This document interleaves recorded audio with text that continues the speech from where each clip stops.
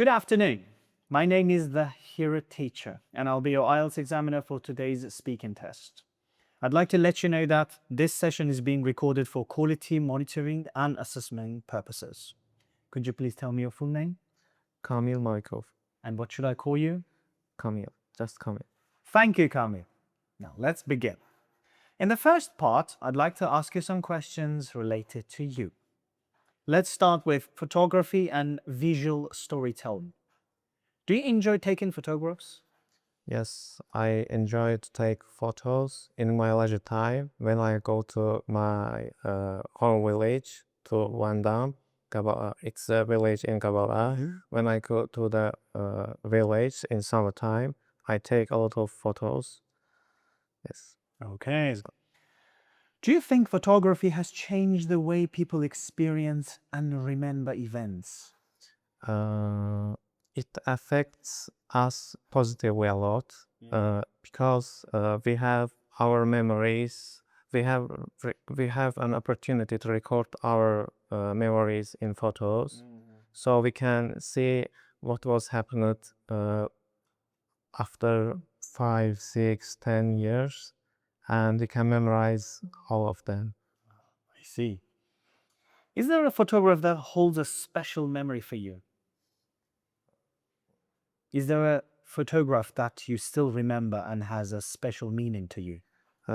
All my childhood photos are having a special meaning for me because nowadays it's a little bit hard, but that times were different, and we are very free, and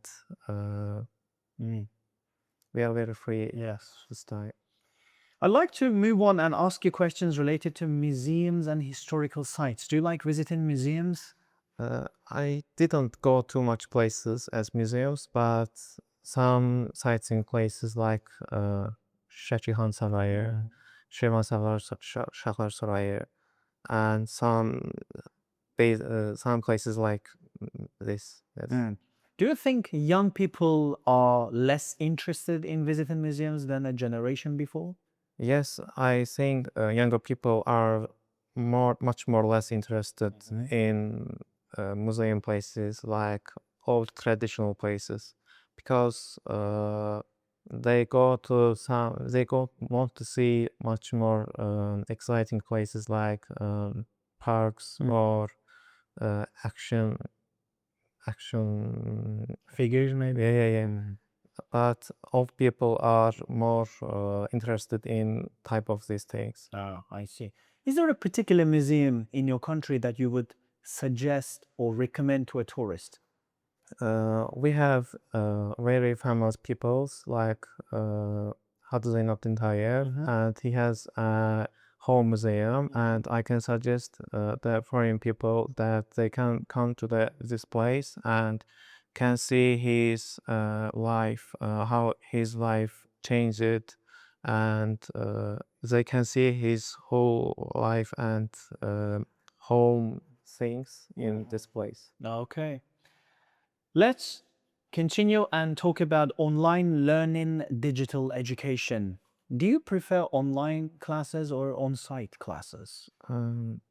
Both of them has positive and negative sides. Do you think they are cheaper? They're what? Yes, they are cheap. Sometimes they are cheaper, yes, and some of them are free to have, and even without the money, we can have them and improve ourselves. But sometimes online learning can affect us negatively, like we can be lazy and don't do things so simply and not focused on that. So I think it's a negative side.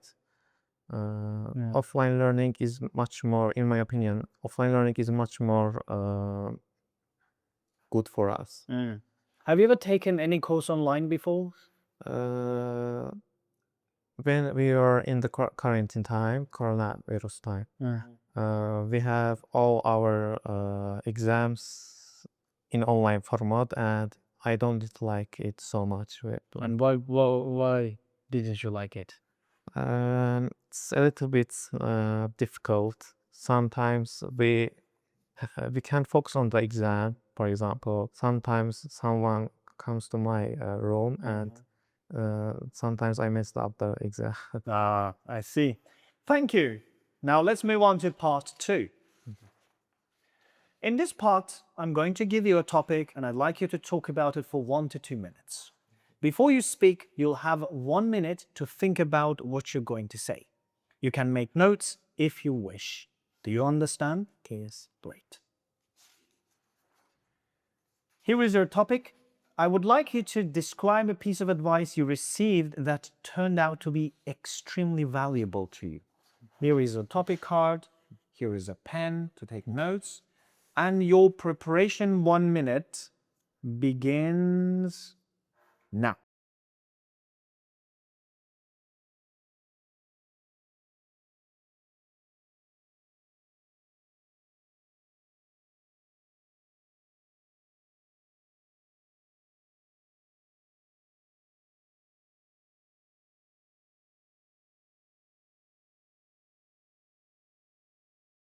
Okay, that's 1 minute. Please start talking now. Uh, I have some difficulties in my bachelor's degree, and I have discussed these problems with my father, and he gave me some advices like these things happens, and we don't need to always fight with that, and this uh, uh, this this advice changed my life, and he said that if the things going not in its way and happens later, it doesn't mean it's bad. Uh, because some things happens later and we see that the results are much more better than we wanted. Uh, that's all. Maybe you should describe the advice and why he gave that advice to you. Um,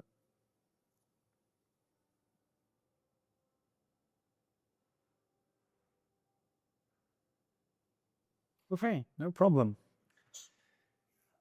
Do you think the advice was useful for you? yes, a lot.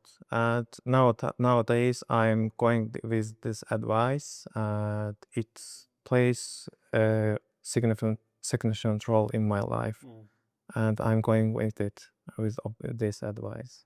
Okay. And would you give the same advice to others? Yes, a lot. And some peoples around me are having this experience. And when I say them this thing that better than later is better than never, and they saw that some things was not happened, but affected their life very in positive way. So that's all. Yes. Thank you. Could I have the card and the pen back, please?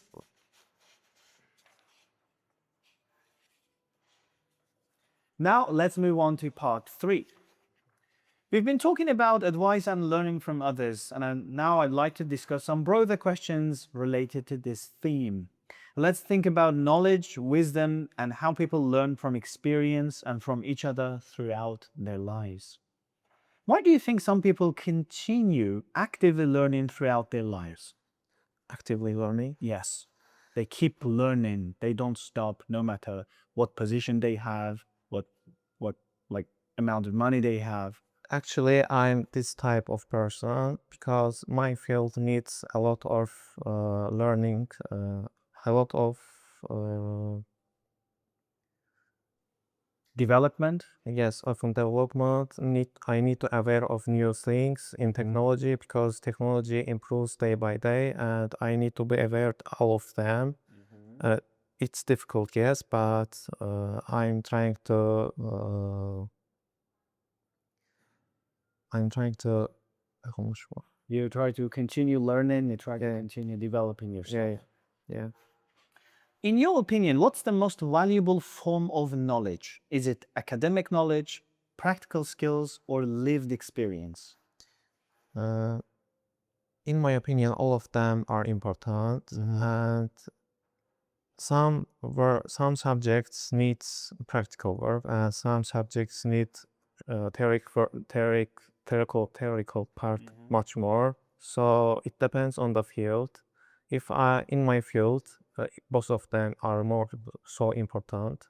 If you not need to learn something new, you need to have some fundamental knowledge before, then you can go through that the new phases. Okay. Do you think younger generations have as much to teach older generations as older generations had to teach the young? Can you repeat the Yeah. question again? Do you think the younger generation can also teach the older generation something about this life? Uh, I think yes, because when we grow up and we have our point of view becomes a little bit smaller. Yes, we have a lot of experience when we grow up, but sometimes when we grow up, our point of view, I said before, becomes very smaller. Okay. We can see everything viably, and we focus on the little problems and can see some things which are important for us. So children sometimes can see these things and can say us what we are not so what we don't solve before, and they can help us to not just the older people give advice to children, but also children can give advice to the older generations. Okay. Why do you think it's important for people to understand and learn from the history of their country? Can we repeat the question? Yes. Why do you think it is important for people to understand and learn from their history? So I think all the people which are the citizens of the country need to know their history, because it's the history of our fathers. Yes. Like everyone needs to know that where we were in and now we are in depends on of our past, Yes. I can say. So being aware of the things happened before in our country are significant for us, all of us. Okay. That is the end of your IELTS speaking test. Thank you very much for your time. Thanks so much.